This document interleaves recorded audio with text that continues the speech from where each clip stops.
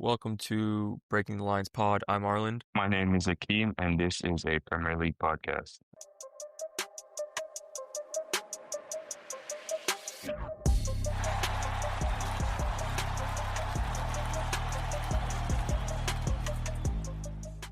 All right, match week 7 in the Barclays Premier League. English Barclays Premier League. Emphasis on the English. A very English weekend, especially starting off the match week in Bournemouth there at the Vitality Stadium. Those conditions were insane, but we'll get into that. I just wanted to congratulate you on the weekend result. I mean, you had a brilliant weekend, and not just Chelsea, but also your predictions for this match week. I think you got four of these scores correct to the goals, and then another 3 in terms of the outcome of the game. So congratulations on that, man. I think that's an insane weekend for you. Yes, sir. I appreciate it, bro. I kept on checking on that. I was more happy with the Arsenal one. I just felt like that game was going to be a little bit of Nuno improving, but still Arsenal a bit too strong for them. So, yeah, overall happy with the prediction. Yeah, absolutely. Well, I guess we'll just kind of jump right into it and just on that Bournemouth game that started off match week 7, and I think you and I kind of had sort of mixed, I'd say, opinion. Not really mixed. I'd say we both thought that Bournemouth was going to win. This was one of the games that you actually got spot on, but conditions were horrible. I mean, I remember watching the game, and you can see the water spin off the ball, as the ball's played on the ground. So it was really rainy and extremely windy, but seemed like it was a Semenyo show, man. Yeah, it was a rainy day over there in Bournemouth. Since we don't have Stoke in the league anymore, but I honestly think it was a very entertaining game to start the weekend, honestly. One of my favorite games of the weekend. I think it was from the Fulham goal. All the goals, honestly, I enjoyed in this game. I think there were um, good goals scored amongst some good solo goals scored and then a good cracker. So above all, I think it was one of the more entertaining games of the weekend, I would say for sure. Absolutely. I 100% agree with you. Probably one of my favorite games of the week to watch. I mean, all around entertaining. Brilliant solo goal by Semenyo to put Brentford on the scoreboard. I mean, started off on the left there, and just when you thought he was headed out, and he somehow stays in, and that finish. I mean, brilliant goal. And then Patrick Kluivert. I mean, what a hit in the 84th minute. I Yeah, think he did a step over to one side, went yeah, to the other, and then back. And man, I mean, I was watching that, and I was like, this has got to be the goal of the weekend. Insane goals this weekend all around. There were yeah. some There's really some good good goals. goals this weekend. There was some crackers this weekend. I'm not gonna lie Absolutely. about that. I think it was yeah, it was one of those weekends where you had some magical goals, The penalty, I mean, we'll get to that. One of the best penalties, I'm sure we're gonna talk about it. But yeah, overall, just good goals. Yeah, absolutely. My thoughts on this game particularly, I mean, I kind of felt for Fulham. The first 20 minutes it seemed like it was all Bournemouth, right? And I didn't see any way for Fulham to get anything from this game. And then, 0-0 at halftime, and Sessegnon got a goal. I think it was around the 70th minute in the second half, sorry. And then, Semenyo, like I said, with that brilliant run. And it was interesting. I mean, after 20 minutes in that first half, I thought that Fulham actually kind of, I wouldn't say dominated the game, but they sort of were more in control, and Bournemouth kind of backed off. Yeah, I watched the game, and we talked about it a bit last week with Fulham, how we were worried for them. So I was very happy when Fulham took the lead. And like you said, it was all Bournemouth, but in those games, and especially games like that, it goes a little bit back and forth. Just watching the game, I was happy for Fulham, but fell apart in the end there. But yeah, in that first half, I think the momentum definitely started on Bournemouth's side, and then I think Fulham grew into the game. They looked a little bit better.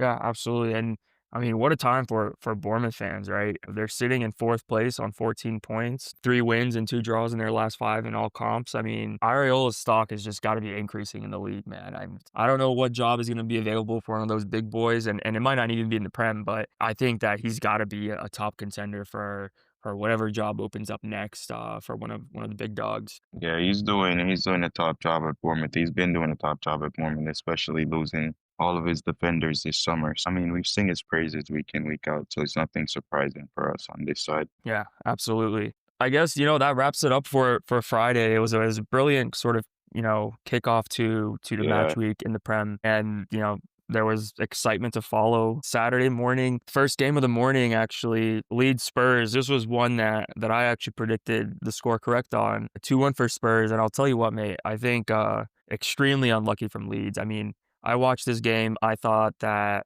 they deserved at least a draw in this game. Yeah, I think I would have to agree with you on that there. I think that was going to be my point coming into it too. I mean, we talked about Leeds last week, and I went for the draw. So watching that game, obviously, I was hoping that neat Leeds nicked one at the end there, but nothing happened. But I think a good performance from Spurs, but still, like we said last week, something for Leeds to be happy about. They could have went with a draw. I think they had more than enough chance to get a draw. Calvert, we'll talk about some of the chances he missed. Yeah, and they missed some chances, some clear chances in that game. But I mean, above all, I think it's still a good performance from Leeds. Seven Yeah, games in. absolutely. They're sitting in 15th on 8 points, but I think sort of like you said, the headline of this game was just some missed chances. I mean, Calvert-Lewin again. There was a chance I think early on in the game where they were pressing up high and on Tottenham's right, Leeds' left side, they recovered the ball, and I mean, it was sort of some distance. I think he was in sort of the corner of the box, but you expected him to at least work the goalkeeper, right? Work Vicario. Hmm. So, and he just blasted it over. And I think he had one more chance after that where they crossed the ball in, and he just wasn't able to get it on target. But I think that that's probably one thing that's going to hurt Leeds this year is just finishing chances. They've been creating chances. I mean, if you look at in this game, they beat Spurs on the expected goals. They were at 1.68. So, and they had the possession. They had more shots, 16-9, and more shots on targets. I think even the stats kind of back up sort of what we're saying. Just some crazy misses again this weekend from Calvert-Lewin. I don't know. I mean, I know he's out for an injury for a long time, but I don't know if that was necessarily the right sort of go-to for Leeds in that position, bringing him in. I think Calvert-Lewin has always been that kind of player, though, to be fair with you. And you are right. I think I take my claim back earlier saying that Leeds, I'm not going to take it back fully in terms of I know Leeds are happy in where they are in the table, but yeah, they completely dominated that game. But to touch on Calvert-Lewin, I think he's always been that kind of striker, right? Yeah, that's kind of the same thing we've seen at Everton and wherever else he's been before. He's kind of like hit or miss, he'll have a good game and then he'll have three or four bad games and then one good game again. So I think he's just that kind of striker, to be fair with you. Yeah, Leeds will definitely be kicking themselves after that. I think Yeah. they should at least walk away with a point. Absolutely. I 100% agree. On the flip side of that, Spurs, I mean, we've kind of been critical of them so far this season, but they've had, some mix and match games, but they're sitting in third place on 14 points, behind only Arsenal and Liverpool. They're picking up points and, they're looking like a good contender, I'd say, early on for those top four places. Obviously still a very, very long way to go. And, we know kind of how Spurs are and their history. But, sitting in third place on 14 points after 7 games going into the international break, I think that Thomas Frank would have absolutely taken that if you would have given it to him before the season. Yeah, not just Thomas Frank. I mean, you're talking about a team that lost 22 league games last year. So I don't think it's just Thomas Frank that would take that. I think it's been a massive improvement, but we've said that since preseason, right? I mean, we're going to touch on him later, but Ange has yet to pick up a point or any point anywhere. So, I mean, yeah, Tottenham overall has just been looking better and has been a better team this season. I mean, anyone can see that and agree with that. Will they Absolutely. sustain that for this 38 match weeks? That's yet to be seen. So we'll see. But yeah, I think Spurs look good. They've looked good. In my opinion, I mean, coming from where they're coming from last season, they've looked a lot better all season. So I mean, I know they've had some blip and some results didn't go their way, but I think from 22 losses last season, like I said, I think start of this season they look like definitely a better team. I definitely would say a top six contender. Absolutely. And one thing I think both of us sort of failed to mention too is they've been dealing with some injuries of their own. I mean, you look at players that they have injured in attacking positions and it's big names like James Madison. I mean, Dominic Solanke, who, they signed for a decent amount last year. There's other ones too in that midfield for sure. But one thing I actually had in my notes for this one that I wanted to point out, I know that we're going to get to the Liverpool game, and there's been a lot of sort of criticism of Wirtz so far this season, but a player that plays sort of a similar position to him, Xavi Simons, I thought, had a decent game for Spurs, this game. You know, he was popping up in those spaces that you want that kind of, you know, like a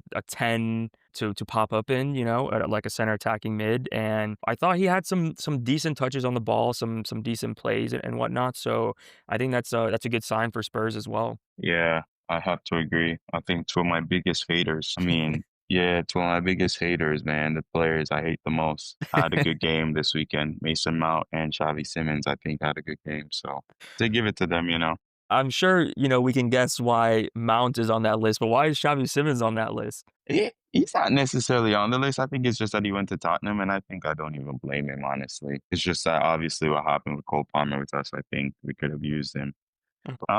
Yeah, nothing. I think it's just a funny moment, but yeah, I don't really have a hatred towards Simmons as much, but definitely Mount. Well, understandable. I mean, definitely understandable given the move and whatnot. But yeah, overall, great win for Spurs. Leeds, I think there's, you know, like we both said, there's some good signs there for them that, you know, they might put up a decent fight to stay in the league. And that takes us to the next two games that were at 10 o'clock Eastern time for us in the States here this weekend. And that was Arsenal, West Ham, and United Sunderland, and both 2-0 victories. I guess we'll touch base on Arsenal first. This was one again that you predicted spot on, and I thought it was a good game. I thought Arsenal played very well. You know, there's some other things that we'll get into, but I thought it was a decent game overall. Yeah, I think it was a good game. Exactly what I thought when I predicted the 2-0.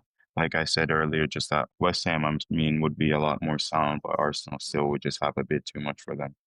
2-0 defeat in Nuno. I think it's, you know, the team is shaping, I think, into what he wants. Obviously, he doesn't have the players that he had at Forest, so he has to work with what he has. But yeah, I think overall a good game, a good control game from Arsenal. Could have scored a bit more chances, obviously, as well. SA and a couple other missed chances in the game. But yeah, I think overall, like I said, a control game. Most of the games I've seen from Arsenal, actually, if I'm being honest, I didn't see. I was back and forth from this game because I know you'd be watching this game. So I kept an eye mostly on the Manchester game. So yeah, I was able to see bits and pieces of this game, but from what I could see, it was mostly controlled by Arsenal. Yeah, I agree with you. West Ham didn't have a single shot on target. You know, that kind of tells a story in of itself. Arsenal played well. I honestly was impressed by West Ham. I'd watched them a couple times this season, and I think that in the games that I watched them, they didn't really look structured. And I know that, you know, you said Arsenal could have put away a little bit more chances and whatnot, but I thought they looked a lot more structured than what I've seen them previously. And I think that that's just sort of a tribute to Nuno, right? Again, he didn't play Ward-Prowse. I mean, he wasn't even in the matchday squad. So I think that's a telling sign there. You know, I don't know if something happened when they were both at Forest or whatnot, but definitely doesn't have any trust in him. But yeah, overall, I thought West Ham looked better. I thought Arsenal looked solid. I mean, you know, they kind of did the job as they missed a decent chance. A sitter. Rice scored the same exact chance that Eze had a few minutes later. Saka penalty. Good to see him back on the score sheet. I think, you know, obviously wearing signs of the Odegaard injury. I think reports came out after the game that it seems like it's an MCL, so it's not an ACL, which is a good thing, but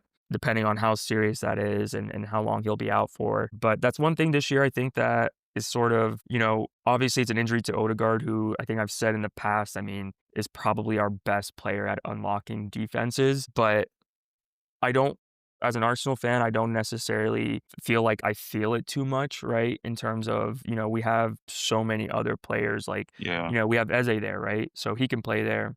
we have the spot for it. Zubimendi, Yep, Rice. We got a exactly. couple So players that can play in that position. absolutely. Not a bad weekend for Arsenal. Moving back Yeah, into I think Arsenal winners of this weekend for sure. I mean, in the title race, if you're looking at it from that point of view. yeah, absolutely. Moving into first place, sitting on 16 points, 1 point clear of Liverpool. You know, and I'd say arguably Arsenal sort of have played tougher competition so far than Liverpool, but you know that's give and take, right?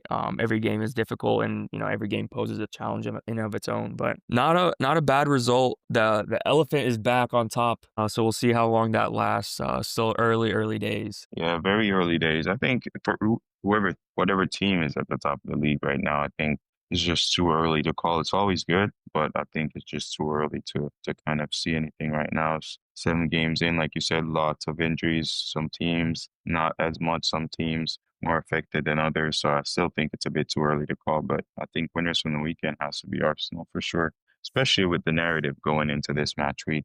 Not just this match week, but 2 weeks ago, when they lost 1-0 to the free kick to Yeah. Szoboszlai. So I think, yeah, definitely a win for Arsenal this weekend. Absolutely. That kind of moves us to United. United's first victory in a while, what it seems like. Always sort of negative stuff going on around in United. And your boy Mount got on the score sheet early on. Šeško with another goal. Overall, just looking at the result, I think it's a brilliant result for United. Kept their first clean sheet of the season so far, at least in the Premier League. Well, they're not in any other competition. So, but yeah, first clean sheet. Not too bad, right? What'd you make of the game? I think it was a good game from United. I think United played well. I mean, especially given the context of how we talk about Sunderland, right? We've been very impressed with Sunderland and their start to life, them and Leeds, and their start to life in the league so far. So I think it was an impressive game, given the context of where United is at the moment. Yeah, I think it was very impressive from them. I think they controlled the game. Good to see them taking a leaf out of Brentford playbook with that long throw for the second goal to Sesko there. But Absolutely. I think just like history, everything kind of repeats itself and long throws are back in the league now. But I was very impressed. I was very impressed with United, especially, they just beat us a couple weeks back and then went to lose. So, I mean, I predicted a win, I believe, on the chart. I don't know what it was, but yeah, I was just looking from when I made the prediction. I think in my head, I was just throughout all those predictions thinking about how I could see the game going. And I think it's what United need, not necessarily like a blowout to beat a team, but a controlled performance. They won that game. I mean, they had, a couple chances against, but mistakes, I think, from center backs. But above all, I think deserved winners and something that they needed, not just to win, but to be deserving, not a last minute or against a 10-man or a relegated team. So I think it was a good performance, a great goal from Mason Mount. Another goal from Sesko. He's been questioned since he came into the league. So yeah, good performance. Let's see if they follow it up after the international break. Yeah, absolutely. Interesting. I wrote in my notes here actually for this game, Cunha was dropped, and I think it was somewhat of a big talking point this weekend. Um, I think that there was some criticism of Amorim with him being dropped, but I thought, Mount came in, and from what I saw, I didn't watch the game, but I did watch the sort of extended highlights. And from what I saw, I mean, it looked like Mount didn't play bad. I know we haven't seen the best of him in a United shirt by far, but definitely I think he offers something that Cunha doesn't in terms of work rate. I think Mount, is going to give you 110% while he's on the field. So I think that that's sort of, kind of a warning for Cunha from Amorim. If you want to keep your spot, you got to work. Not to say that he doesn't, but Mount coming in, it's kind of hard to drop him next game week with that performance, right? And another side note I had here was goalkeeper change. From what I saw, goalkeeper looked more solid than the other two United have had in the previous couple years. I think that's a plus for United. I mean, I hope that they finally have found a somewhat decent goalkeeper, and he looked like he was a little bit more confident. Looked like he was coming out, grabbing some crosses into the box. So I think that's a plus for United and their fans. Yeah, I think all of it is a plus. Yeah, I think my one take too. You can't on that take in terms of Cunha being dropped earlier. Yeah, I think watching that game and watching United lately, right? I don't know if you've seen it, but I just think you can't play a team with Embuemo, Fernandez, and Cunha. I think that's too much players that it's not giving you what you want, especially a team like United in the moment that they are right now with Casemiro on the center mid.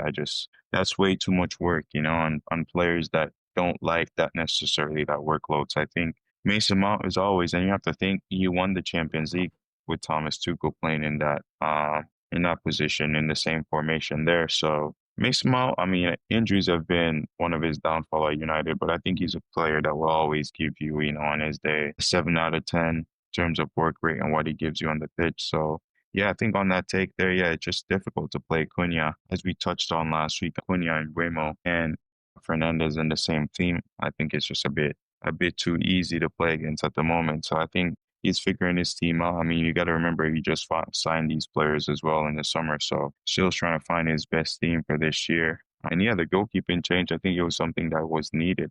I don't know why he waited that long, but I mean, yeah, good for them to keep a clean sheet. I don't think it was necessarily a goalie change why they kept the clean sheet, but yeah, let's see. Let's see how he does in the next couple of games. Absolutely, I 100% agree with you.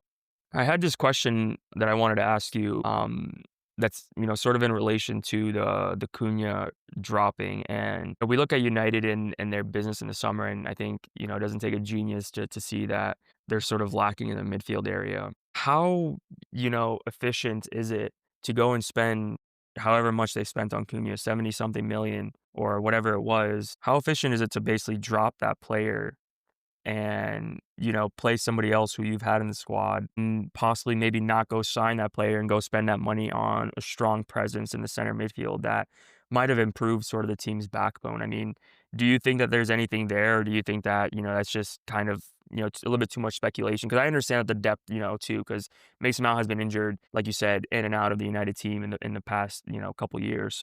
I just wanted to ask you, what did you think about that? No, I don't necessarily agree. I think I think we would still be talking like we just said, right? We would still be talking about some other areas. We were just talking about the goalkeeper. So I think there'd still be some question mark about areas. I think the team in general is just a work in progress at the moment. So I'm not necessarily leaning in that sense. I think wherever they needed, I don't know if there was Cunha was the answer. It's always up for debate on players and the players' team signs, but I don't know if it was necessarily Cunha or whoever else, but I think, there's just lots of question mark over United at the moment. So it's kind of that environment that, any player that go in there right now, it will kind of be the same kind of, press or, media reports behind them. I kind of think it's just where United is at the moment. And also just to touch on the second point in terms of playing Mason Mount, I think when you create a team, right, and, a team bond and stuff, what the coaches are trying to do, yeah, of course, sometimes you have to drop your big players. It's just a part of it. Sometimes you're trying to improve the culture or whatever the case might be. So I don't look at it as something, as that bad. I think it's, as well, these players are new coming to United, maybe Mason Mount, like you said, give something that Cunha can now watch from the bench to see why Mason is playing and why he's not playing. So it's up to him. United is a big team. If he wants to play in a big team and keep earning the money that he's making, I'm sure he's going to improve. So, yeah. Yeah, I think that's actually a very good point, that you make there. But we'll see. We'll see sort of how they progress. Big game for them after the international break, which, we'll definitely touch base on once we get to the predictions. Moving into the last game of Saturday, and what a game. I'm sure you love this one. 2-1 victory for Chelsea at the Bridge against Liverpool. Brilliant, brilliant game. I thought it was an end-to-end game. I watched the first half. I mean, I thought Liverpool looked very flat in the first half, and I don't want to take any credit away from Chelsea. I think that part of why they looked flat is just Chelsea sort of brought the game to them. And talking about brilliant goals, what a strike by Caicedo, man. I mean, absolutely insane. Yeah, what a game, like you said. Not as happy, not that I'm not happy. I'm over the moon for the win, mate. But just as the mixed feelings of we lost to United a couple weeks ago, knowing that was with 10 men. This is Chelsea. This is the new Chelsea under the new ownership, and I think it's just, it's hot and cold at the moment. I think that's what makes me have a kind of mixed emotion about this result. Obviously, I know we can. I saw us getting a bit more mature, like I've said earlier in the pod, towards the end of last season, and I saw a bit more maturity in the Club World Cup. And then as we've seen so far in the first 6, 7 games of the season, it's a bit up and down. And so yeah, I was happy overall with the victory. I think it was a great, brilliant performance from all 11 players and players on the bench that came on the field and the manager as well. And a deserved victory, a complete deserved victory. I was very happy with it. Yeah, I mean, it's interesting that you kind of, you bring in the previous results for Chelsea, because I think kind of looking at the league and, obviously I think that we'd agree that Liverpool and Arsenal right now are sort of separated from the rest of the league. Long season, so we don't necessarily know how it's going to go. I think based off of last year, right, we'd agree that Liverpool and Arsenal are kind of separated and there's kind of a divide. And I think that those teams, I've mentioned it before, Chelsea and Spurs and even City, from last year's form. The most difficult thing I think in this league is consistency. And I think that, those three teams are sort of missing consistency to kind of break into that barrier, right? So I think it's interesting that you mentioned the result to United for Chelsea. But back to this game in particular, I thought it was a brilliant game, like you said. I mean, first half, I thought Liverpool was a little flat. Second half, I didn't get a chance to watch it, but I did watch back the highlights. And based off the highlights, and tell me if I'm wrong, but it seemed like it was a little bit sort of more open of a game. I thought Szoboszlai had a good chance in the first half to make it 1-0. I forget who had that goal line save there. And it wasn't goal line, it was a little bit ahead, but it was a good save. But other than that, I mean, I don't necessarily know sort of the chances that Liverpool had if they were good enough to sort of say that they deserved anything more. Yeah, I think it was a deserved performance, honestly. Liverpool did have a couple chances. I think Liverpool had a couple chances when Words came on with the Salah, like you said, that across the box or Cucurella save. And yeah, they did have a couple, and I thoroughly enjoyed the game because I think it was a good, especially the second half. I agree that in the first half, I think Chelsea was the better team. And I think in the second half, Chelsea was just a better team as well, but it was a bit more open and end-to-end game, kind of like a basketball match. Overall, a deserved victory for Chelsea. I think, even some of the things that we question about them in the last couple of games or the last couple of games week with them going down to 10 man is the substitution seemed a little bit defensive and a little bit, kind of more protective from the manager rather than going for it. But yeah, I think they deserve the win for sure. And I think it was a good game. And Salah didn't look like himself a couple chances. Isak, you can tell, still needs time, but I think it's just worrying time for Liverpool and those fullbacks. I think they missed so much from Trent that we don't talk about. I don't know what time that was in the second half, but he brought who was it, Gravenberch or Endo into the center back position just to try to help him build out. And I could only imagine that, Trent being in that back four right there would solve a lot of that problem. So yeah, I think, like we've seen so far at the start of the season, I think Liverpool still have things to tweak, still things to fix.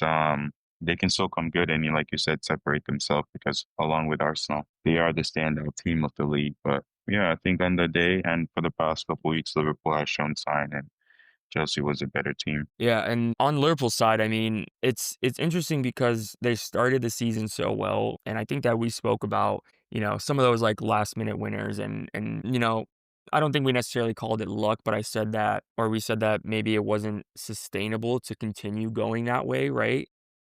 Yeah, the warning signs were there. Yeah, and I agree with you. I don't think the fullbacks are up to par. I think that Trent is a big loss, and we're seeing it. I mean, he was able to just so effortlessly tuck into that sort of midfield position defensively, sort of in the first transition of defense. When the other team has the ball deep. Having a player there kind of mitigates the risk for a counterattack, right? So I think he was able to do that. And then obviously offensively, I don't even think we have to kind of discuss his abilities offensively in terms of how he helped this Liverpool team. But I think you're absolutely spot on. The fullbacks are just not what Liverpool, need right now. I thought Konate had, or not had, but I think that he's, in the last few games, he's not had a decent game. I think Virgil has not been, decent all year, if I'm being completely honest. I think that he gets away with a lot because of some of his like just brilliant moments, like stoic moments. But the defense is very worrying for them. I honestly think for them, Szoboszlai back in that right back, I think would help them a lot. He did that a lot earlier in the season, and I think that he kind of plays that Trent position or he's able to. It's just defensively, how much can he offer you? But I did want to touch on Salah because I don't know if Salah is just not into it or what's going on. He has 2 goals, 2 assists this season in 7 games, so not an entirely bad, return, but I think for Salah, it's, 2 goals in 7 games is not the greatest. He's gonna be gone for the African Cup of Nations this year. I remember seeing a video on, Twitter of I think he was pressing, and I don't know who it was, one of the Chelsea players kinda just ran away from him, and he just gave up, he just stopped jogging, and, I think that little things like that are worrying in the bigger picture, right? Cucurella came out. I don't know if you've seen it, but Cucurella came out after the game and said it, right? We did the same thing, I think, in the final, for the Club World Cup final, where we target the left side for with Mendes because we knew he attacked a bit. But Cucurella came out after the game and said that, they knew that Salah likes to stay forward, so all the space was in behind him.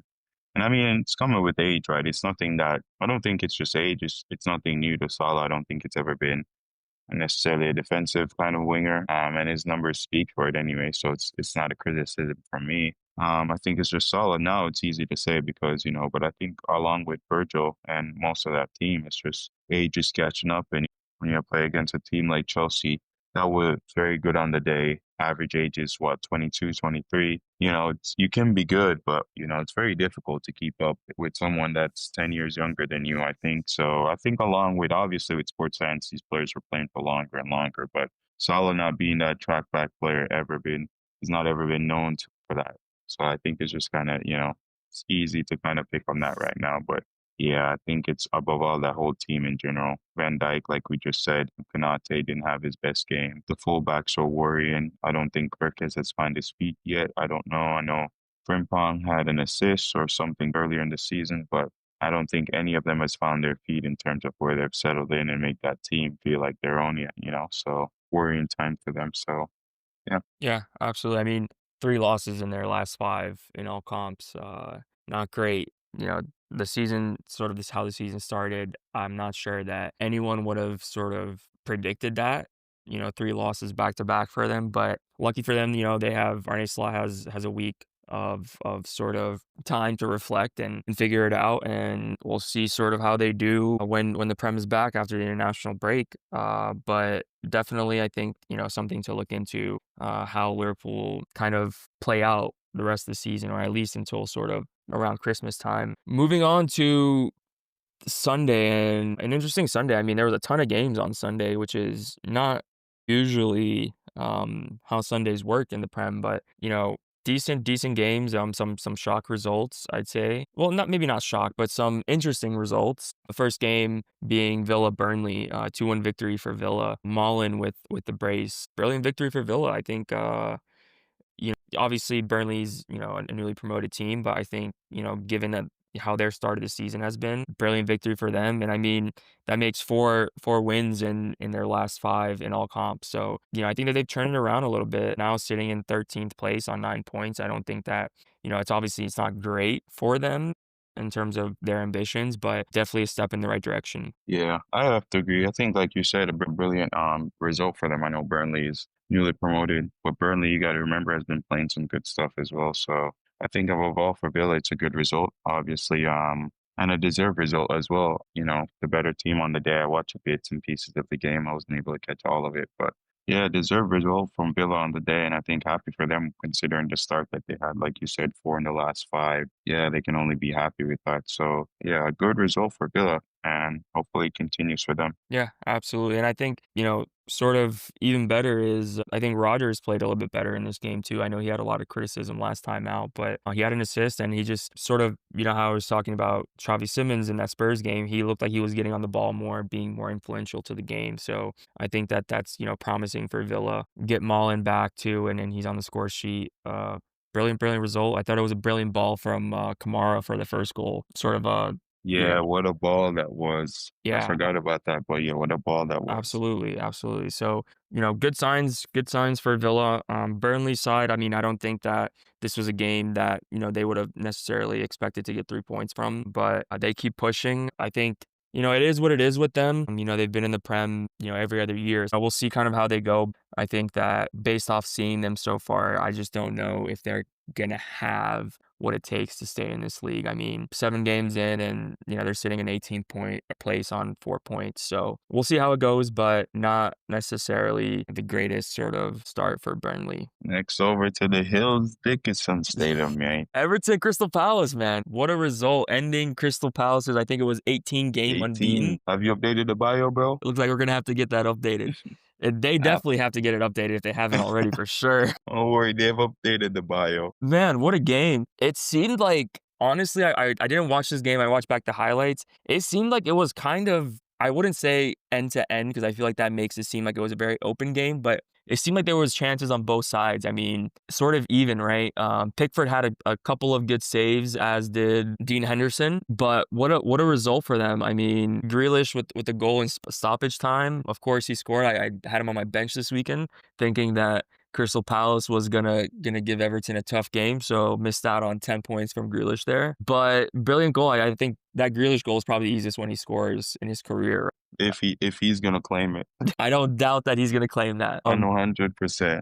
Well, yeah, I think it was a great game. It was an entertaining game, and I enjoyed the game. I think Crystal Palace was the better team, I would say, in the start, but Everton grew into it. I mean, they trying to with the clearance, they gave away a penalty that allowed Everton back into the game. So I think without the penalty, obviously the game would have been different. But yeah, it was a very entertaining game. I think even without the pen, Everton was knocking on the door a lot, and then they got that penalty, and then goals like we said last week, goals change game, and I think after that, Everton felt the momentum, especially at their stadium on their side, and what a result for them. Like you said, unlike you, I had Grealish in my team, so 10 points for me. Man, I was so upset. I'm not even gonna tell you how upset I was. I was making a good push up the table before. There was an injury thing on him before the game started or before the match. You remember? I don't know if you've seen that. Yeah, But yeah, I made a sub and he wasn't there on him and I put him in and then, I went back, I think it was after 1:30 because I was watching the Bournemouth game and I saw that there was an injury on him. But I started well with Tamino. I'm like, all right, I'm hoping that Tamino will cover for him, whatever. And then he played and scored, so happy days for me. yeah. Yeah, happy days for you and not so great days for me. Moving to the Newcastle game at St. James Park, hosting Ange and his man then. I know you kind of gave Ange some stick earlier, but I was shocked to read that actually midweek, so before this game, there was actually chants by the Forest fans of you're getting sacked to Ange in their Europa League game over the week. And I kind of feel for the guy, I'll be honest with you. He's coming in, inheriting a team that's not necessarily his squad, but 2-0 loss to Newcastle, and I thought that it sort of was all Newcastle. Chris Wood missed a goal. I thought that was a sitter. I mean, absolute sitter in the 60th Yeah, minute that, I could have had to sell Chris Wood, man. I had to sell Chris Wood. before or after he missed the chance. No, the thing is, thankfully, I saw him a couple weeks back, missed another chance. I forgot what game. And I said, this is not the same Chris Wood of last year. And I sold him, mate. And I Yeah, got Voltamades actually in my team. So I'm happy. I sold him for Voltamade. So yeah, he's just not the same Chris Wood. absolutely not. And I think that last season was sort of an overperforming Yeah. season for him. So, I think that's We always have understandable. those players. I'm not saying that he's one of those players, but I think the Prem always produce those teams and those players each year that just has a magnificent. It might be Semenyo this year with Bournemouth, and that just has like a phenomenal season. But the next season off, next after they kind of taper off a bit, and Yeah. things fall apart. But yeah, I think it was like you said. I watched the game. I watched the full game. I think it was a brilliant. I wouldn't say brilliant performance. It was a good performance from Newcastle. I watched a game with two things in my mind trying to get clarity on, and it was just did Ange change or is he trying to adapt and get new things? And I think honestly, I could see a bit of change, but still not enough for me to give him sympathy because I don't think he's changed enough and adapted enough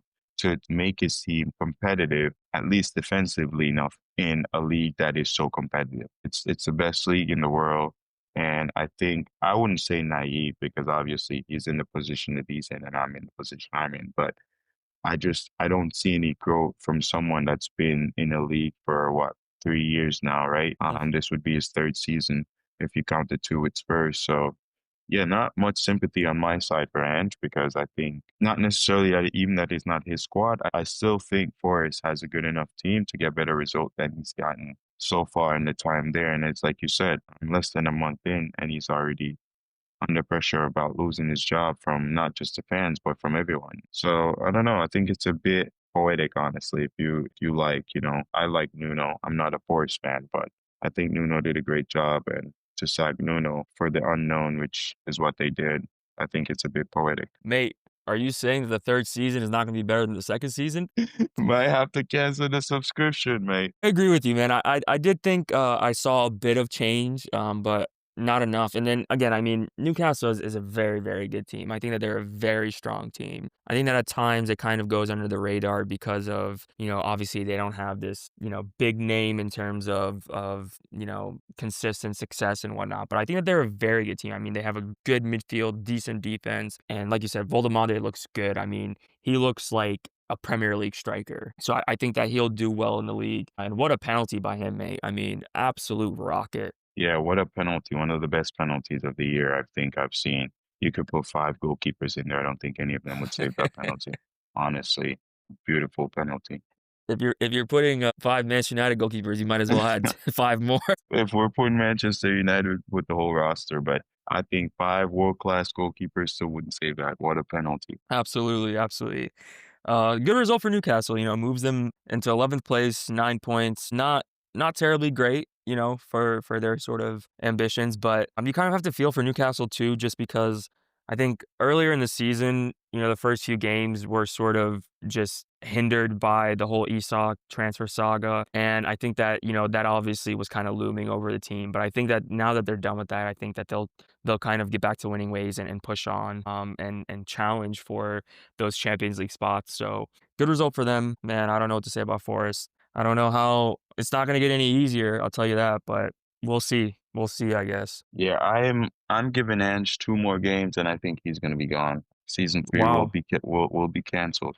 But Wow. I mean, yeah, that's a bold prediction. But I think season three will be canceled. Ultimately, honestly, whether it's two games or not, I don't know. But I still think season three will be canceled. I think he gets until after the international break, and I don't know who they play next week. We're gonna get into that, but I agree with you. I think if he doesn't get a result, and by result I don't mean a point. I think if he doesn't get at least 3 points in his next 2 games, I think he might be gone too. Yeah, I think so. All right, that moves us to Wolves Brighton, and sort of a shocker. I mean, both you and I had this going opposite directions. You had a 2-1 for Wolves and I had a 2-0 for Brighton, and it ended up in a 1-1 draw. And that point moves Wolves from 20th place with 1 point to 20th place with 2 points. Uh, so not a drastic change there, but I feel for Wolves. I mean, Wolves have lost a lot of players in the last few years, and it's not sustainable losing your best players every year. But it looked I like mean, they're playing a model that does the same thing, so I don't think they have an excuse because they both kind of do the same thing, right? Don't they?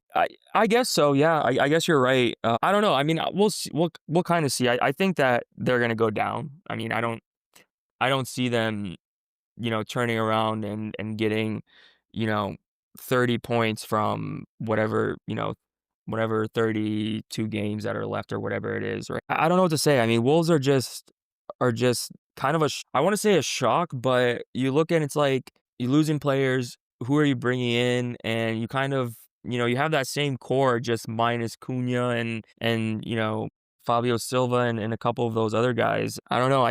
This game in particular, I thought Brighton pressed early on. It was a brilliant strike.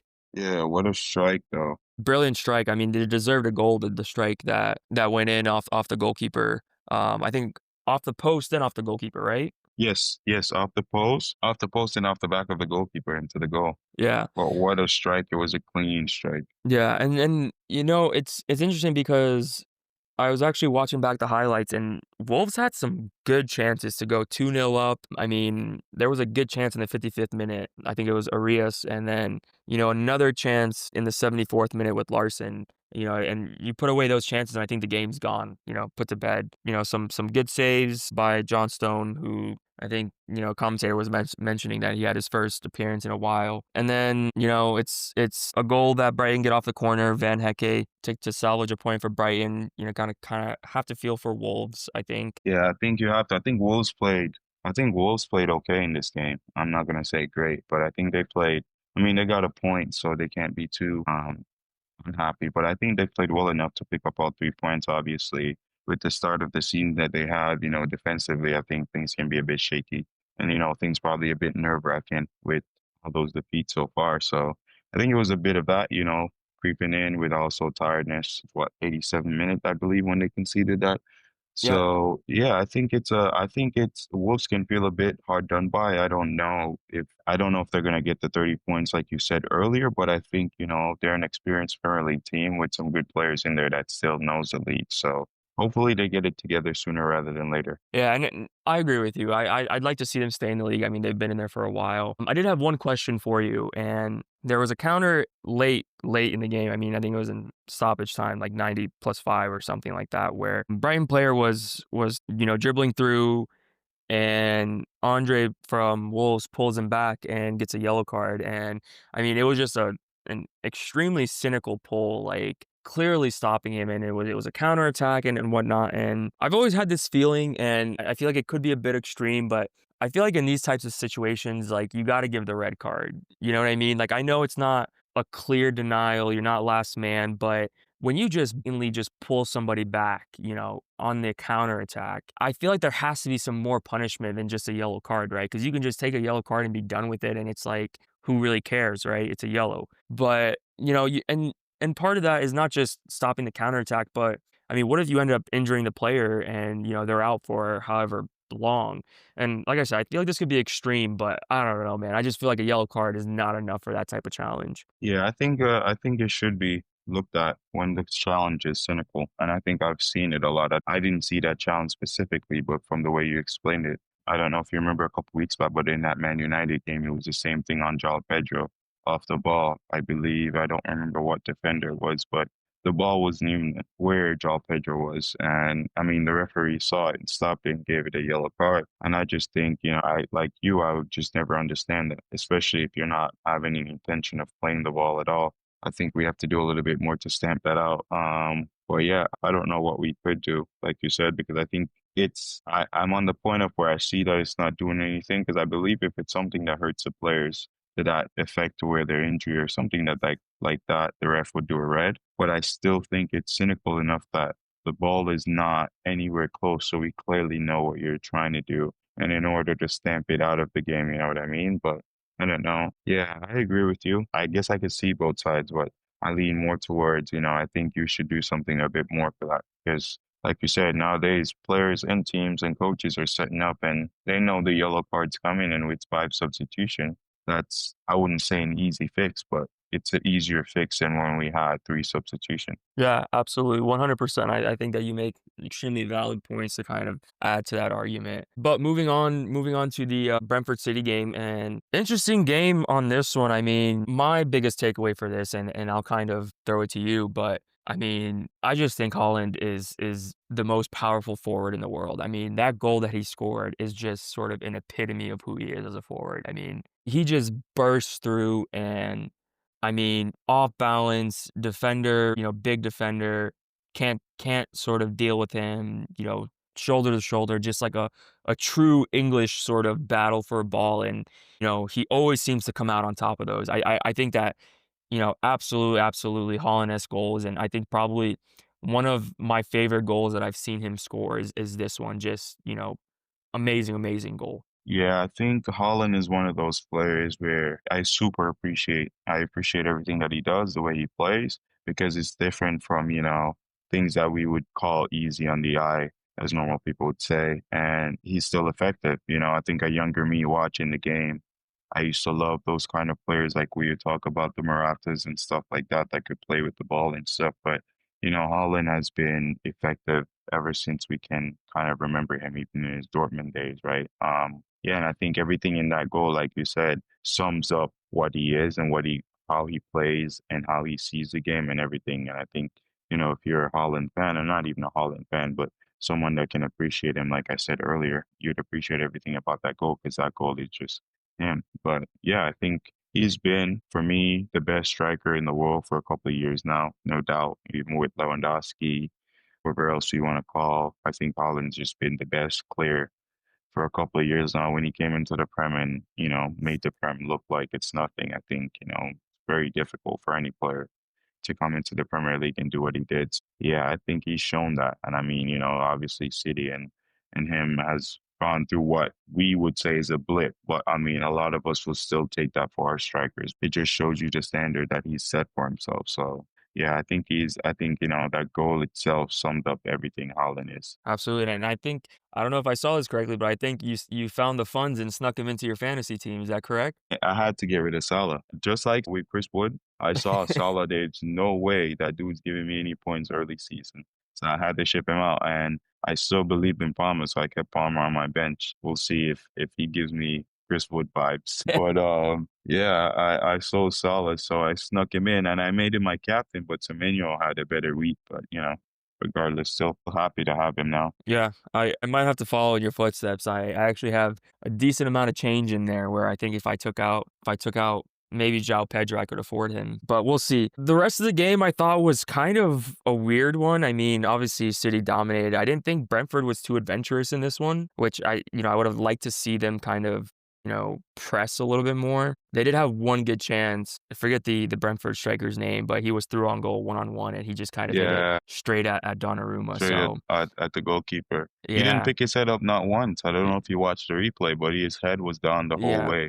And then yeah, last minute, he just tried to scoop it over the goalkeeper. But yeah, I think, a good chance, a good striker. I mean, but Brentford, teams like that, that's a problem. yeah, Like you said, they're not looking to be very adventurous at all. So yeah, lucky yeah, breaks and set pieces. yeah, and I think a good result for City. I mean, for them to get 3 points away from Brentford, who tied Chelsea 2-2 and beat United. I think very very good away 1-0 victory, get 3 points on the board, and I think Guardiola takes that happily. I don't know if you saw it, mate, but I had Reinders in my team too. Did you see that side foot volley from the cross? No, I did not. Could have made it 2-0 right after that first one as well. But yeah, very weird because I captained Holland and I expected it to kind of been like, especially after that first goal, I think we all kind of expected, City to go on and win at 3-4. But yeah, I think a tight game from Brentford. Very defensive, obviously. It was the same game they played against Chelsea, with a bit more set pieces and long throws. But yeah, nothing different. Yeah. Man, I will tell you this. I had my weekly 10-leg Premier League parlay, and I hit 9 out of 10. This was my last game. And what I thought was probably the most secure result I put in that parlay was this game being over 1.5 goals. And this is the game that, screwed up my 10-leg parlay. So I was furious, but Sad weekend, bro. it was not the greatest weekend. But one thing I think before we wrap up this match week, the Rodri injury I think is going to be one interesting to watch for City. Kind of been in and out this year. We'll see how he fares. Yeah, that would be a key injury for them. Just like you and the and Odegaard. But I Yeah. think, Reinder's been doing a good job. Obviously, Rodri is a different level when it comes to that midfield and playing for Pep. But yeah, I think it would be interesting. Unlike you, I kind of don't see City as that out like top team to challenge this season. So I think, top four around that area would be good for them. And I think that's what they're aiming for. I think they'll have good games, but have they shown against Brighton that, they'll still lose games. They're still questionable defensively. And I don't know if you were able to catch this game, but I feel there's a couple of moments in that game where Donnarumma got caught with the ball, just his footwork, as we've known, is not the best. So I still think, for now, obviously things look good. But yeah, I still think top four and around there is where City will finish this season. So it still will be up and down, in my opinion, for City. Well, I think that kind of wraps up the match week. I think it was a brilliant, brilliant match week. Definitely happy that Arsenal ended it in first place. Some great, great games all around, some great goals. Kind of upset that we get a break from all this, hectic Premier League drama with the international break. But I think, it'll be good for some teams who have some injured players trying to get them back to full fitness and whatnot. But yeah, great match week. Yeah, I agree. Think yeah, the start of the season with these three back-to-back international breaks is always kind of like a killer. A good match week, especially for us Chelsea fans. Hopefully we get some players back after the match week Yeah. and we can go again. Absolutely. Well, that moves us into our predictions for when the Prem returns in a week's time. No more Mr. Nice Guy from me. I mean, I'm not giving Ange nothing this time. I got to catch up to you. You really outperformed me the first time. So, I guess we'll just jump straight into it, and First game of the match week actually is Ange's men at home at the City Ground hosting your men Chelsea. Um, and I'm just gonna go three.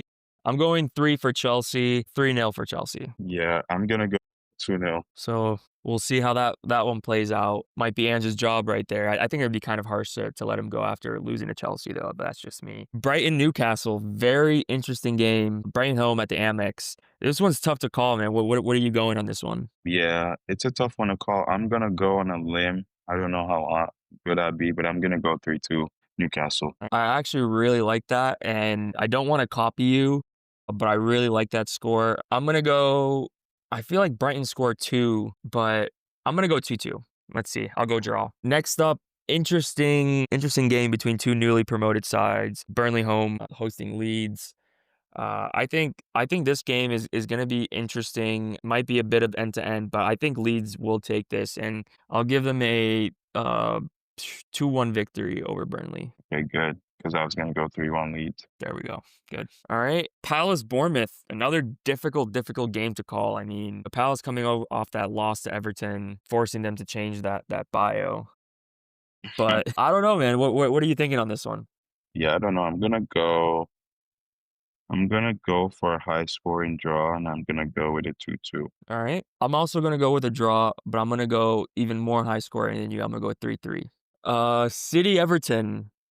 I think I was gonna say I think Everton win this game. I think City win this game. And I think they will do it comfortably. I don't necessarily see Everton scoring. I think 2-0 for City. Yeah, there's no Grealish as well, so I'm gonna go 3-0 City. All right.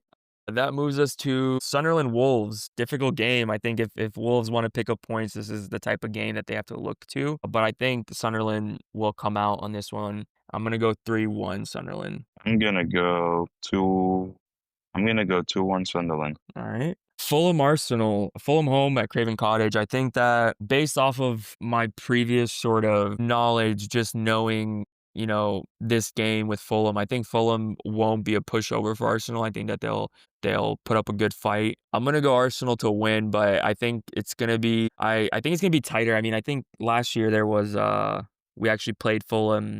I don't know if it was home or away, but right after an international break, and I think they beat us, if I'm not mistaken. I'm gonna go Arsenal 2-1. I'm gonna go one up because I wanted a 2-1, but I'll go 3-1 Arsenal. I do agree that it's a tough game. I remember the game that you're talking about. So Yeah, absolutely. Interesting to see. Hopefully Arsenal get the win, but I think it will be a difficult game for them. Next up, very interesting game. I will definitely. I don't know if this one's the same time as the Arsenal game, but I think I definitely will want to watch this one if it is not. Spurs Villa. Interesting uh, game. I think this one's Villa on the Sunday. on the Sunday. Okay, all right, good. So I definitely will be watching this one. Villa's kind of found some form. I think Spurs have had some good results. Sitting pretty in third place. I don't know, man. It's a tough one to call. What are you going? Yeah, this is a tough one to call. I'm gonna go. Yeah, this is a tough one to call. Villa finding form.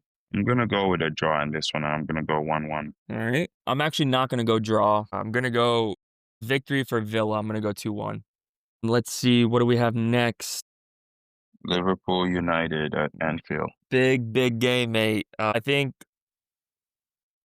just kind of looking at previous results and looking at even United's last five. I mean, their last five is an alternating win, loss, and they're coming off a win. So I'm gonna have to go Liverpool victory.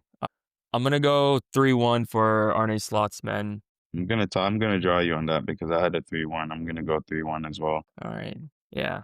I just don't see United, being able to get anything from that game, if I'm being completely honest. Last game of the match week, West Ham Brentford. I think another difficult one to call, just given sort of happened previously with both of these teams. What are you thinking on this one? Yeah, I think this has a 1-1 all over it, man. Or Yeah. 0-0. Yeah, this has a draw all over it, but we'll see. I think this has a 1-1. Yeah, I like that. I'm gonna go same. I'm gonna go 1-1 on this one as well. Yeah, I think this one is very difficult to kind of like fight for a team, Yeah. Offensively, obviously, both of them are gonna play more offensive in the game. because of the opponent. But I think it's just very difficult to see. I think if I am gonna pick a team, actually, maybe Brentford at the moment. I think just their player, the Chade, I think that's his name. They have some good attacking Yeah. players. Yeah, so I'll go Brentford. Even Thiago, that's a player that missed that one-on-one. He scored at Old Trafford a couple weeks back. So I'm gonna go. Let me change mine. I'll go for Brentford. Let me go. I'm gonna go 2-1 Brentford. All right. All right. Well, that kind of concludes match week 7 and our predictions for match week 8. It's going to be a long international break. I can already tell, man. I think the Prem is sort of, what we both look forward to on the weekend. So it's going to be a boring weekend for the both of us this upcoming weekend, but I'm sure, we'll try and catch some of the international games and see some of the Prem's players and how they fare and whatnot. Yeah, No doubt. Yeah. that's kind of it from me. Anything from you before we call it quits? Nah, just like you said, kind of, waiting for the international break to be over and excited for match week 8. Yeah, kicking us off, obviously, Chelsea being the first team. Hopefully, I'm able to catch that game. So, yeah, it will be interesting. And I'm excited for it. All right. Well, that is it. I will see you in 2 weeks' time, Akeem. Thank you for listening. Thank you for joining us.